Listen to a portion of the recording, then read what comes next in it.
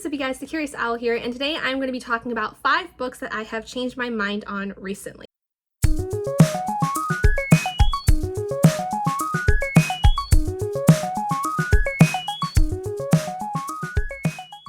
So I've done this video before. I did this video a couple years ago, and I've been thinking about it more recently with some of the other books I've read over the last couple of years that I think that in general I may have liked at one point. And 4 of the 5 books I have in the stack are ones that I think I have liked a lot less as time has gone on, but there is one that I actually read very recently that I think I actually like a lot more now that I've stepped away from it, because I think that with kind of thinking on what happened with it, I like it more despite the issues that I had with it at the time when I first completed it. But without further ado, let me get into those books. So I'm going to start off with all the negative ones first because I want to leave the video on kind of a more positive note with my more positive thinking. But the first book that I feel like I have liked a lot less as time has gone on is The Woman in Cabin 10 by Ruth Ware. So I read this, I want to say a couple years ago, like in the fall of maybe 2018, maybe 2017. I can't quite remember, but this really was already a 3-star for me. I didn't care for it so much. I felt like it was just kind of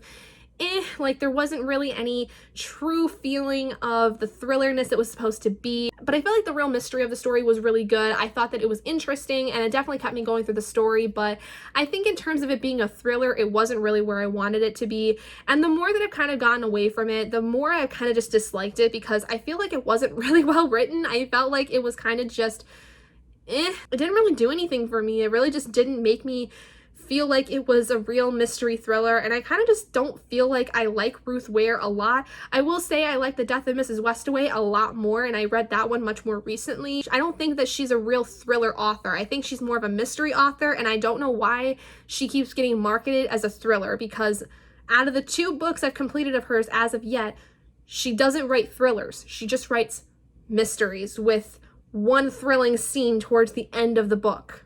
That's about it. So then the next book that I think I have really kind of recently read that I don't like so much anymore is Shiver by Maggie Stiefvater. Now, I read this actually a couple months ago. I listened to the audiobook and I think I gave this like a 3 or 4 star, if I'm not mistaken. Maybe a 3 star. I don't know. I think that Maggie Stiefvater's writing is just not my favorite. I read The Scorpio Races by her last year and I liked it, but it was like a 3 star. I read The Raven Boys and I didn't like it. I gave it a 2 star and have unhauled it.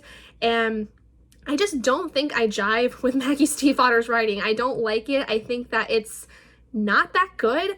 And I don't know why she's so very loved, because I feel like her stories aren't that great. So then a series that I have not actually read in a very long time that I think I just don't ever think I might reread because I feel like it's just very weird and icky is The Immortal series by Alyson Noel. I loved this series so much when I was in high school. I loved it, I loved it, I loved it. But this is one of those series where it has insta-love in it, and I hadn't realized it at the time, and then I started to really dislike insta-love.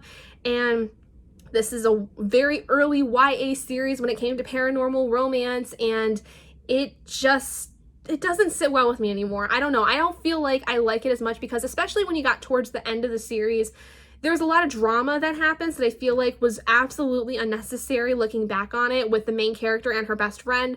And it just, I don't know. It's one of those series where like, do I really want to spend time going back through this and just feeling like I'm going to cringe the whole time?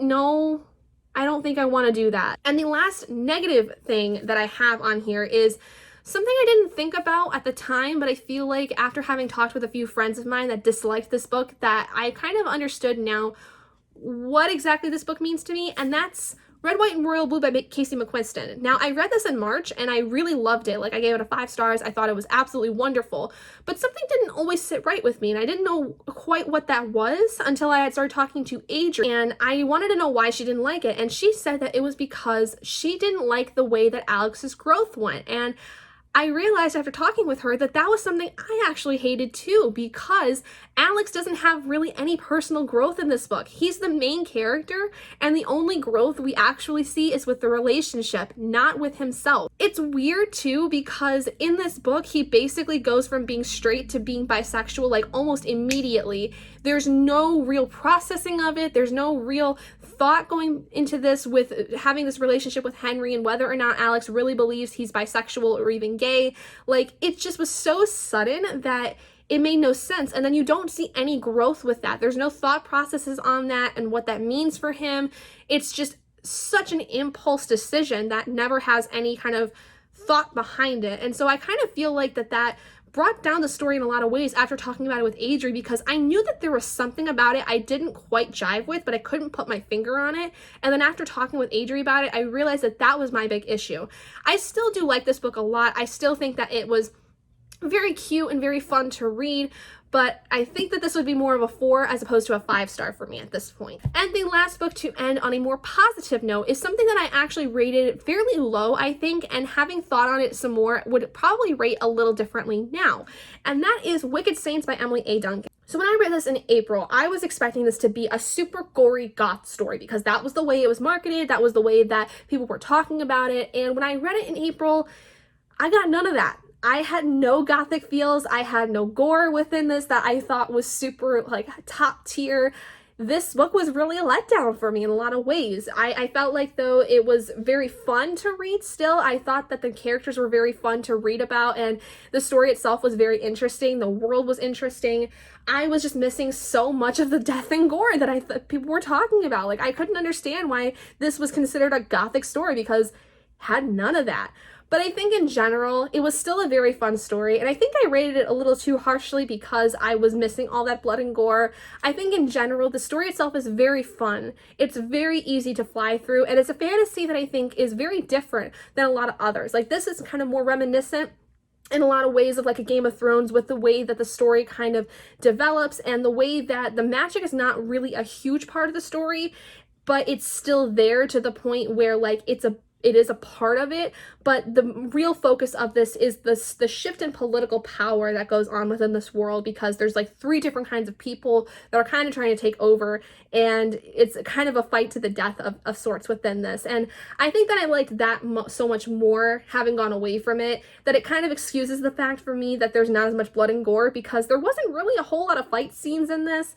And the ones that were there, yeah, they weren't super bloody and gory, but it was fine for what it was. I think I would essentially rate this more of a 4-star as opposed to the 3-star that I had originally given it in April. So there you guys go. Those are 5 books that I've read over the last couple of years that I think I've really changed my mind on in terms of what I thought about them. A lot of them, again, are negative, I think similar to what the last time I did this video was, but that's because a lot of these stories I feel like I've read, they're just not as good after I've moved away from them, and it's very rare that I will find a book or a series that I truly enjoy so much more the more time I've spent away from it. Anyway, thank you guys so much for joining me in this video. If you guys did enjoy it, please do give it a big thumbs up and let me know what you guys have either really liked more now that time has gone on since you've read those books, or what you've liked less since time has gone on between the time you read that book and now. And if you guys haven't already and you'd like to be, hit the button down below and subscribe to become an owl at NARFLOCK, and I will see all of you guys in my next video.